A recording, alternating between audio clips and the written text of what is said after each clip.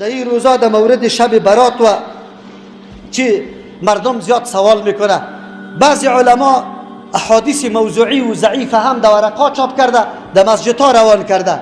نمازای خود ساخته و بدعت از خود اختراع کرده که 2 رکعت نماز بخوان و 100 مرتبه در ریج قل هو الله بخوان، چقدر مچ و معمول چی میشه. در سوره دخان که کدام لیلة المبارکه آمده، قرآن کریم ذکر شکر لیلة المبارکه شب قدر است که در رمضان مبارک است. در مورد شعبان احادیث آمده زیاد، لیکن در مورد روزیش آمده. کدام روزه؟ هیچ ما را پیغمبر صلی الله علیه وسلم غیر از رمضان پوره نمی گرفت مگر شعبانه که گاهی بیخی مکمل پوره می گرفت، گاهی اکثری شعبان روزه می گرفت. اینی قدر در فضیلتش آمده از کل شعبان، تنها از شب 15 شب برات نیست. برات نیست، براعت اعلان بیزاری را میگه. کدام کسایی که دشمنی ابوبکر و عمر رضی الله عنهما است و در این شبا جاهای خود چراغان میکنه به خاطر که اعلان براعت خود از کی میکنه؟ بگی از ابوبکر و عمر میکنه. ای اهل تسلل، تو باید بشناسی که تو اگر این کار میکنی قطع از یکسان هستی. تو همونطور تجلیل کو باز نعوذ بالله اعلان براعت از ابوبکر و عمر، این گپا نه شب خیزی آمده و نه روزش روزه آمده. بله، از تاریخ 15 شعبان به اون طرف کسی که عادت روزه گرفتن نداشته باشه، اگر کسی روزه استقبالی میگیره به خاطر چی که استقبال رمضان شوه، یا من آمده پیغمبر علیه السلام منع کرده، خصوصا یک روز شک او خو حرام است و یک روز و 2 روز پیش از رمضان مبارک که روزه استقبالی و پذیرایی رمضان است، ایرام رسول الله صلی الله علیه وسلم منع کرده. یک کسی عادت داره دوشنبه پنجشنبه را گرفته یا یک روز میخوره یک روز چیستا میگیره، یا در ماه 3 روز آخری روزای ما را هر 3 روزش روزه میگیره، برای از وا مکروه و حرام نیست. اما کسی که به این نیت این روزا را میگیره این نادرست است. از او خاطر ما نه براتی داریم نه کدام شعبان شبای 15 کدام فضیلت و مزیت داره. هر کس که تخصصات در این شبها میکنه کلش بدعت است. من احدث فی امرنا هذا ما لیس منه فهو رد است، چرا که ما سند و دلیل در این مورد نداریم. الله متعال توفیق نصیب بکنه که ما و شما عمل بکنیم.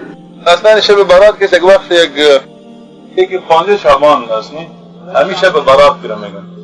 امی اصلا 15 شعبان که دری شک نیست، دری بعض حدیث آمده که دری وقت بعض تابعین این خوب جدی برتن میباشه، در کتاب بخوان والا استاد این در کتابای تو آمده بود. دری بعض حدیث آمده از رسول الله صلی الله علیه و آله، حدیثی که سندش قابل اعتبار نیست، اما دری بعض کسا عمل کردن از علمای قدیم. مثلا در شب 15 شعبان که میشد کالای خوب مثلا میپوشیدن و نماز مثلا زیاد میخواندن گفا. خب همه علما که هستن، اکثر علما و جمهور علما می هستن، مثلا ابن رجب حنبلی رحمه الله و کسایی که این مورد علمی بحث کردن قضیه را که در این حدیثی که وارد است اسنادش هم ضعیف است، قابل احتجاج نیست و صرف چیزی که در شعبان همی است که رسول الله صلی الله علیه و بعد از ماه مبارک رمضان اکثر مبارک روزه میگرفتن، ماه شعبان بود و بعد از نصف باز رسول الله صلی الله علیه و چی امتناع میکنن. بعد از نصف شعبان که میشد دیگه روزه باز نمیگرفتن رسول الله صلی الله علیه و یعنی روزه گرفتن در ماه شعبان کس ثواب داره، در هیچ شک نیست. رسول الله صلی الله علیه و ثابت است در حدیث که در ماه شعبان روزه گرفتن کس ثواب داره. این یک قضیه است. اما این قضیه که مثلا در 15 شعبان 100 رکعت نماز خواندن با 10 رکعت سوره اخلاص خواندن مثلا شب بیدار کردن، چی این خوب بدعت است، در این شک نیست. بدعت خطرناک به اضافهش خوب متوجه باشین که نام همین شب 15 شعبان شب برات جور کردن. این برات یک برادر اینجا بود نیست، او یک وقت بسیار تحلیل جالب کرد که شب برات کسی اصلا کسی که یک چی اون دعاست با دیگه آتش بازی میکنن. شب برات آتش بازی میشه. ببین عین فعل زشت که از اون دعاست نه و مسلمان ها چه قسم چی که سرعت کردن که شب بی برات یک علبش دور کردن، اما مردم های ساحر جادوگر که علبش دور کنن برات جورش کنن. باز مردم نام خود برات علی میمانند در افغانستان برات علی. این شب براتی رو جور کردن. در این شب چی میکنن؟ از آتشایی که در میتن شما رو در میتن به اندازه هر نفر در خانه، مثلا در خانه چند نفر هستن؟ 10 نفر، باز 10 دانه شم مثلا میارن، باز نه خود کشمش 4 مغز و چیزا رو میگیرن. السلام عليكم ورحمة الله وبركاته. بارك الله فيكم. بما چندین بار سوال آمد که حکم شب برات را و عملهایی که در این شب کرده می شود به ما بیان نمایید. بارک الله فیکم. اولا مختصرا به شما بیان میکنیم که شب برات بدعت است و این چونین شب در شریعت اسلام وجود ندارد که نام شب برات باشد و در این شب عبادت های مخصوصی کرده شود. البته این چونین عمل این بدعت است. یعنی ماه شعبان فضیلتش فقط در روزش در عبادت کردن و بخصوص روزه داشتن است. چخیلی که از مادرمان عایشه رضی الله عنها با سند صحیح روایت شده است که محدثین روایت میکنند که ما رأیت النبی صلی الله علیه و سلم اکثر صیاما، یعنی من رسول الله صلی الله علیه و سلم را ندیدم که بسیارتر روزه بگیرد مگرم در ماه شعبان، الا فی شعبان. یعنی رسول اکرم صلی الله علیه و سلم در ماه شعبان زیادتر روزه میگرفتند. و حضرت مادرمان عایشه رضی الله عنها از خودشان نقل میکنند و میگن که ما زنها در ماه رمضان اگر حیض بشویم، کسلی ماهانه‌ای که زنها میشود، روزه قضاگی رو در ماه شعبان می داشتیم. یعنی در ماه شعبان در آخر ماه می آمدند و قضای روزه رو می داشتند و با همین خود را آماده می کردند. پس فضیلت این ماه چیست؟ فضیلت این ماه این است که رسول اکرم صلی الله علیه و سلم در این ماه زیاد روزه می گرفتند. پس روزه می گیریم، ذکر و دعا میکنیم، آمادگی به ماه مبارک رمضان میشیم. اما شب براتی که بعضی ها میگن 100 رکعت نماز خواندن، ذکر و دعا کردن و تسبیح کردن و بعضی از عبادت ها و ذکر های خاصی که در این شب از رکعت های معین، این همه بدعت است و در سنت رسول اکرم صلی الله علیه و سلم هیچ ثابت نشده است که رسول الله در یکی از بین ماه مبارکی، یعنی بگیم در ماه شعبان، در بینش گویا یک شب زنده داری و 100 رکعت نماز و غیره کرده باشند. نه، این چنین چیزی نیست. و بعد از این به حیات صحابگان رضی الله عنهم می‌نگریم که کم نبودند. هزارها صحابه از علما، فقها، مفسرین، اصل این امت که از همونها فهمیده می شود، صحابگان رسول اکرم صلی الله علیه و سلم هیچ این چنین خبری نداده اند و از اونها هیچ روایت نشده است که در بین وسط شعبان یک شبی را همچون شب برات اختیار کرده، یا که براعت میگن، براعت من النار، یا که برات یا برکت و غیره اختیار کرده، این شب را مخصوص با عبادت های مخصوص به مانند رکعت های معین نماز، ذکر های معین و غیره زنده داری کرده باشند. و این چون از علما و فقها این چیز نیست. و البته علما بعد از این حکم را بیان کردند که وقتی که یک عملی که رسول الله نکردند، صحابگان نکردند، از تابعین روایت نیست، پس این چیز با وجود آوردنش بدعت است. بارک الله فیکم. پس پایبندی قرآن و سنت به فهم سلف امت باشید، پایبندی سنت رسول اکرم صلی الله علیه و سلم باشید، به ذکر دعا مشغول باشید. این ماه رو زیادتر روزه بگیرید، نه هم عشر بلکه اکثرش رو روزه بگیرید. و در آخر این ماه، البته آخری روزهای این ماه رو روزه نمیگیرید، آخری روزهای این ماه رو روزه نمیگیرید، برای اینکه رسول اکرم صلی الله علیه و سلم من کردند که پیش از ماه رمضان یک روز دو روز برای احتیاط روزه گرفته شد. از همین خاطر روزه گرفته نمیشد آخر ماه رمضان، آخر ماه شعبان پیش از رمضان. و بعد از این ماه رمضان البته معروف است که به خودش احکام خاصی دارد. بارک الله فیکم، حیاکم الله و بیاکم. و اگر ما و شما میخواهیم که امیر به شکل درست و صحیح که در احادیث آمده و احادیث صحیح است و ثابت شده و از ما استفاده بکنیم، چه قسم است؟ بعضی ها که افراد کردن 3-4 نقطه را میگن. نقطه اولش است که میگن این شب مبارک است که در آن تمام امور فیصله میشه. این گپ که این شب مبارک است و تمام کارا در این فیصله میشه، این گپشان مخالف نص صریح قرآن است. قرآن شریف میگه اعوذ بالله من الشیطان الرجیم، بسم الله الرحمن الرحیم، حامیم والکتاب المبین، انا انزلناه فی لیلة مبارکة انا كنا منذرین فیها یفرق کل امر حکیم.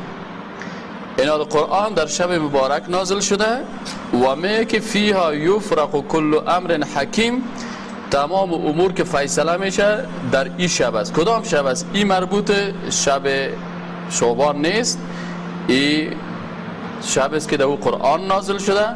و منظور از شب مبارک که انا انزلناه فی لیلة القدر و ما ادراک ما لیلة القدر، لیلة القدر خیر من الف شهر. پس کسایی که میگن که تمامی امور در شب برات یا 15 شعبان ای فیصله میشه، پس این گپشان با آیت قرآن در تکر است. آیت قرآن میگه که این شب کدام شب است؟ شب قدر است، لیلت مبارکه. اینا دوستا میخوایم که در این باره چی را بیان کنم که آیا این چیزها یعنی ثبوت داره یا نداره. خب الله متعال اول در قرآن میگه اعوذ بالله من الشیطان الرجیم الیوم اکملت لکم دینکم و اتممت علیکم نعمتی و رضیت لکم الاسلام دینا. امروز کامل کردم و بر شما دینتان را و نعمت خود را به اتمام رساندم و دین اسلام بر شما انتخاب کرده. این دین کامل شدن. قرآن و سنت هر چیزی که ثواب است باید قرآن باشه، آیت صریح دلالت یا حدیث باشد. حدیث باشد در این باره یعنی صحیح حدیث باشد در یک عمل. اگر قرآن حدیث نباشد یا عمل صحابه از قرآن حدیث باشه یک چیزی است. قرآن حدیث نباشه این نمیشه دیگه که ما یک عمل بگم که این ثواب داره. و کسایی که دیگه کس حق شریعت جور کردن نداره غیر از الله و رسولش. الله در سوره شورى آیت 21 میگه ام لهم شرکاء و شرعوا لهم من الدین ما لم یأذن به الله. آیات اصل برای کفار شریکا شرعو که قانون جور کرده باشن، احکام لهم برایشان من الدین الله ما لم یأذن به الله، و چیزایی که الله به اجازه نداده. یعنی الله اجازه نمیده که دیگه کس بسازه. آیا شریکا داره؟ یعنی نه. در صحیحین از عایشه رضی الله عنها حدیث میاد که قال من احدث فی امرنا هذا ما لیس فهو رد. کسی در دین ما ایجاد کنه چیزی را که او داود ثابت نباشه و مردوده. در صحیح مسلم از جابر رضی الله عنه میاد که من احدث که رسول الله صلی الله علیه و در خطبه جمعه گفت اما بعد فإن خیر الحدیث کتاب الله. یقینا بعد از حمد و صلات بهترین حدیث کلام کتاب الله، بهترین طریقه هدی محمد، طریقه محمد صلی الله علیه و سلم. شر الامور محدثات و بدترین کارا چیزایی که نو در دین مردم ایجاد میکنه، سخن باشه، اعمال باشه. و کل بدعت ضلاله، هر بدعت گمراهی است. در نسائی میاد حدیثی و کل ضلالت فی النار، هر گمراهی در آتش. آیات و حدیث در این معنی زیاده. این دلالت میکنه صراحتاً که الله تعالی دین تکمیل کرده است، نعمت خود را به تمام کرده است و رسول الله صلی الله علیه و وفات نکرد مگر بعد از اینکه دین واضح رساند و مردم چیزی را که الله مشروع کرده بود جایز گفته، مستحب یا اقوال و اعمال عقاید همه را بیان کرده و توضیح داده است رسول الله صلی الله علیه و که هر چیزی که مردم او را ایجاد میکند بعد از او نسبت میتن به دین اسلام، اقوال باشه، سخن باشه یا عمل باشد، کلش بدعت است، مردود است کسی که او را ایجاد کرده، اگر که قصدش خوب باشه.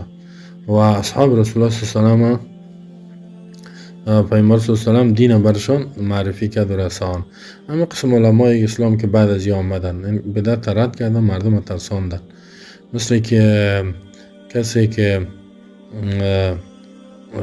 ببینه که در تعظیم سنت علما کتاب نوشته انکار بدعت مثل ابن وضاح و ترتوشی، ابی شامه و غیره.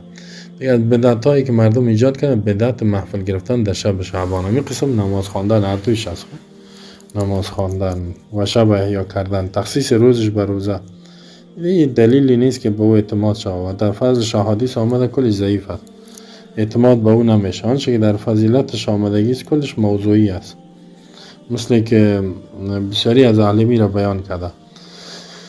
از بدعت هایی که مردم ایجاد کرده بدعت محفل گرفت. حتی بعضی ها محفل میگیرن، بعضی ها نماز جماعت میخوانن، بعضی تنها میخوانن، تخصیص روزش به روزه، این دلیلی نیست یعنی اعتماد شود و در فضیلت از این بسیار احادیثی که آمده ضعیف است، اعتماد به او نمیشه. آنچه که در فضیلت نماز خواندن آمده در شب شعبان کلش موضوعی است. امام ابو عباس شیخ الاسلام تیمیه یک قاعده خوب بیان میکنه، میگه که بعض اهل علم هست در این مسئله، میگه چی میگه؟ میگه قد اجمع العلماء رحم الله، علما اجماع کرده، اتفاق کرده هستند محدثین علما که واجب چی است سر یک مسلمان رد کردن چیزی که در اون نزاع واقع میشه. مثلا یک عالم شب شعبان صحیح دیگه نیست چیست به کتاب الله و سنت رسول الله سلام پیش کنیم. اگر کتاب الله و سنت رسول الله سلام را تایید کرد زیرا او حاکم است، قبول میکنیم، اگر مخالفت کرد او را رد میکنیم. اگر در کتاب الله سنت پیامبر نبود او بدعت است، جایز نیست عمل انجام دادنش، مانع دعوت دادن مردم به او چیز.